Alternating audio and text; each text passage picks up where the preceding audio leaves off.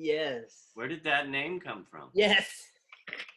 By the Minerva. way, this is Minerva. Should I say the full name or just Minerva?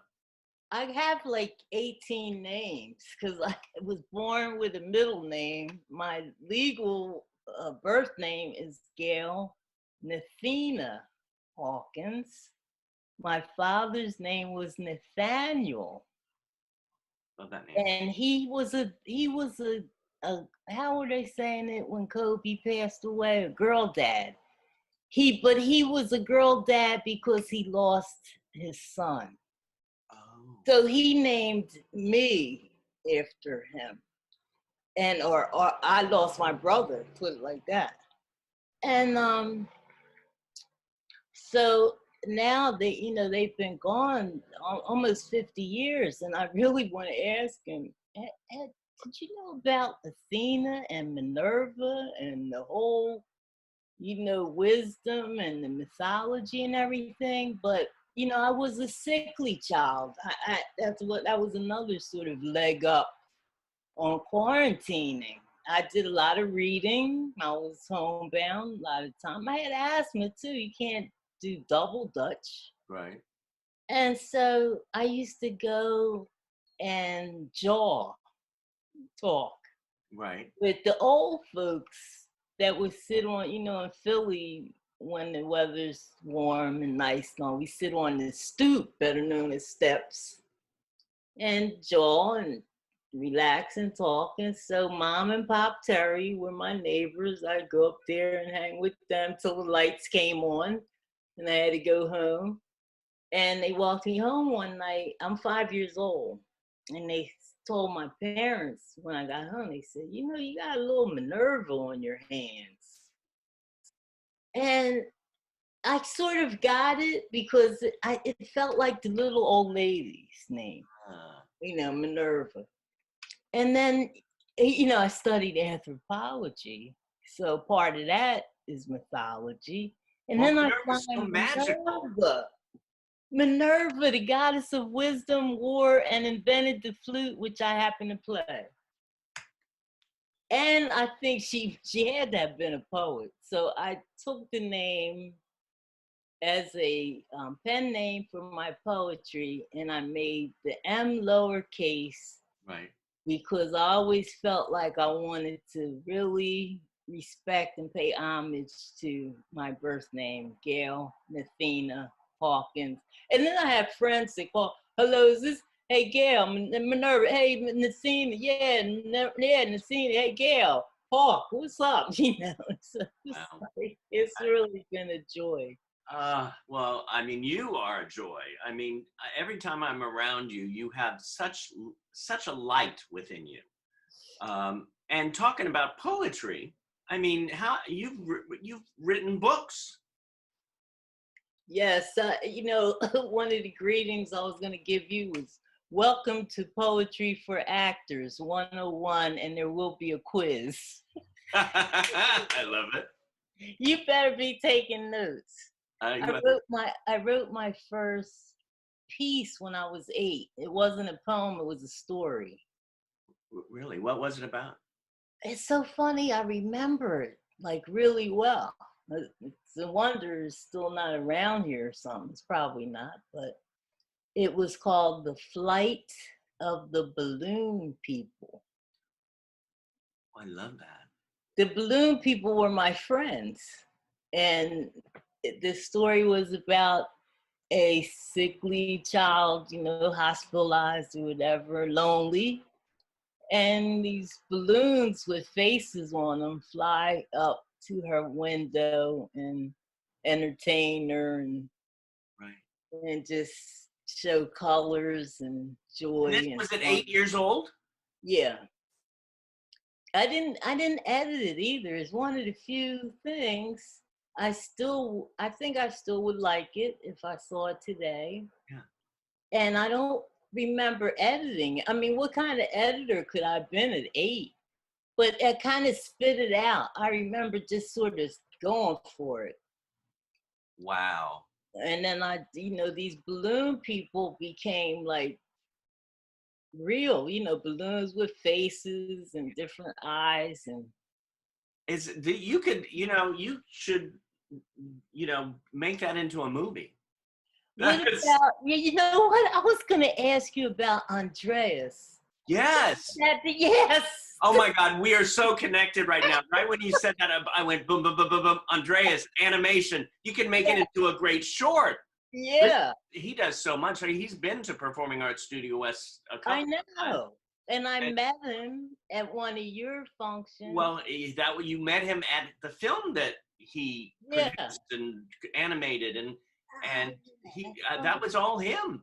I mean, he works for Disney and Warner Brothers and you name it. But we need to connect to Andreas. I think I've got your next short animation. It's amazing. Oh my God, the colors, the balloon people. Seriously. Oh my God. Can I be the blue balloon? Yeah. Soon to be a major motion picture and Broadway show. Oh my God. It'll start off though. Okay, we're see how ideas come. This just happened. By the way, your library is gorgeous. Number one, that clock. Oh, I feel like I took something, how it's melting off. I love that. Where did you get it? It's like a trip. Oh, it's a find. I mean, since I've been home, I've been redecorating, discovering, getting books out of drawers, and filing stuff and typing stuff. Yeah. Because when I started writing, we typed on manual computers or nothing, longhand. Yeah. So I'm finding all this old stuff that I can type now. And so the clock was from my publicist. I had a publicist in San Diego, Mike Grunwald. And he hooked me up. And I had this book about Dolly anyway. Yeah. And I was in Portland at a screenwriters conference, and there was an agent interested in my work, and he had Dolly's estate as a client or some kind of connection there. And it just, all the magic, all the circles. No, wait. Now, what about that baseball up there?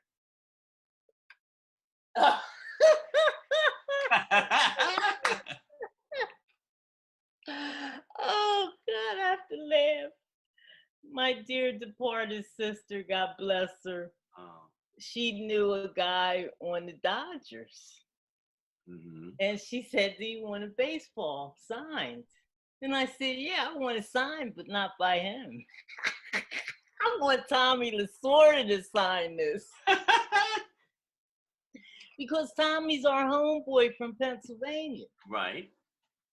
So, and I handled it and all this, and I didn't really play with it, but it's probably not a collectible.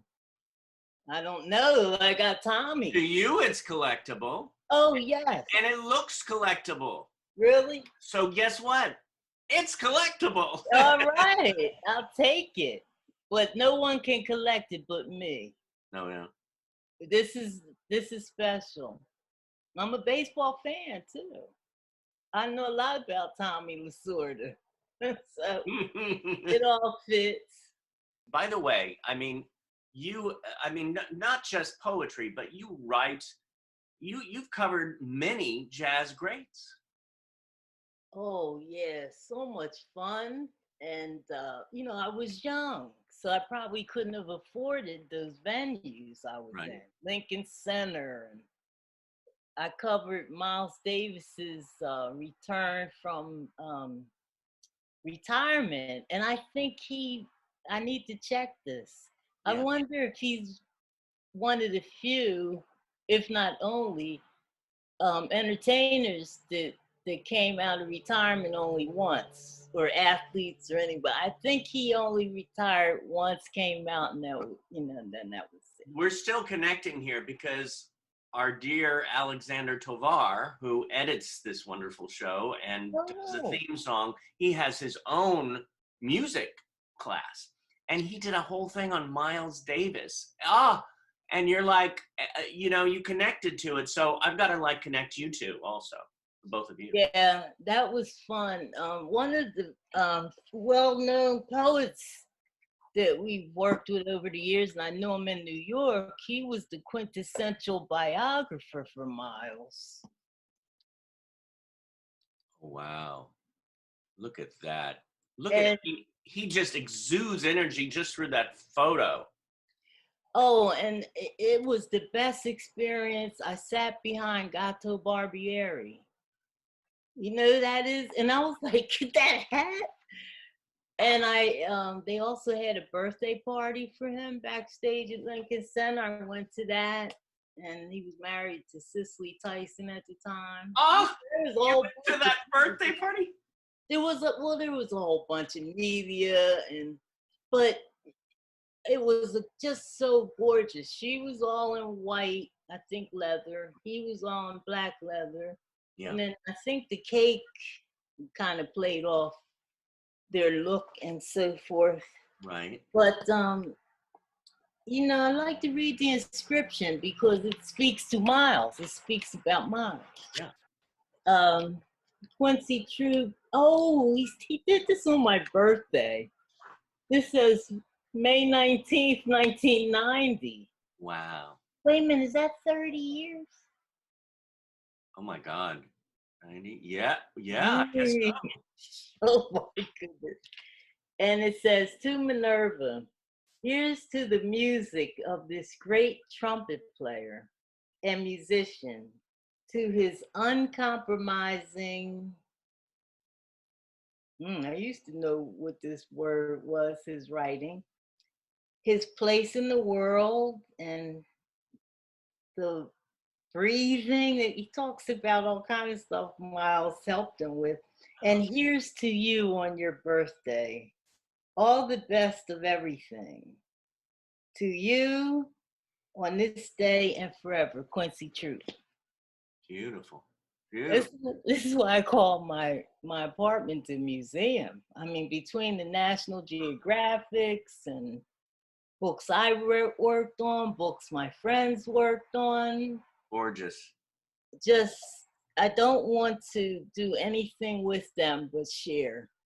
I don't want a yard sale thing or, yeah, you know, because it's history. It's that I touched too, you know. Yeah. And I miss all you guys at the studio. Well, I love, by the way, that you put the Meet the Biz postcard above the clock. It's so apropos how time is melting. Time isn't melting; it's morphing. You know. You know, being from Philadelphia and that being my home, Right. It took me a while to really feel part of, and I can look at that and feel a part of. I mean, Danny's on there. He went to Temple. Danny Woodburn. Angela Rockwood's on there, and she reminds me of back east because when she sees me, she'll say, "Hey, Minerva, what's the dealio? Or what's the dealio?" And that's the New York thing, as I recall. So yeah, the gang's all here. Gang's all here. Well, it's truly a family, isn't it? We're like a family. How many years have we known each other? I met you in 2004. Because that's when Wayne Cook sent me to Higher Value Conference. Okay. And I think you were, and then I started meeting up with you in Burbank at Joey Travolta's. Inclusion Films, yes. Inclusion Films, that was a big part of my beginning. We got all those photos from those different workshops. And I finally had to move here. You know, when I first met you, I was living in San Diego. Mm-hmm. And then my mobility issues were such that, you know, I couldn't walk, much less move. But you're moving and walking now. Well, you know, I gotta say, because I've been in touch with colleagues and friends that are in physical therapy or other treatments. And, you know, it's getting hard because we can't, I'm supposed to be in aquatic therapy right now. I'm not getting in the pool. And Right. so we're losing ground.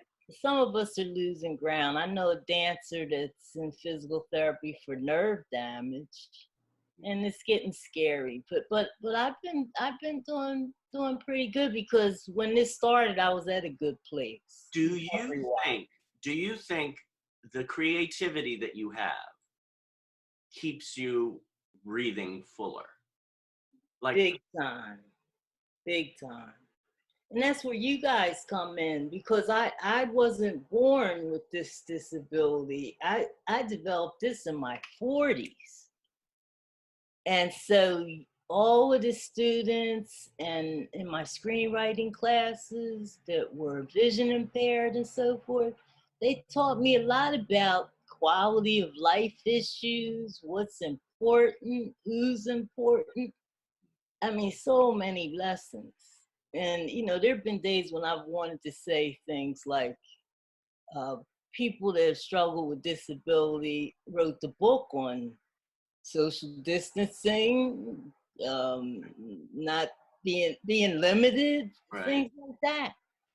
And there's another part of me that wants to say, developing this disability in my spine has been one of the best things Yeah. that happened to me. I mean, because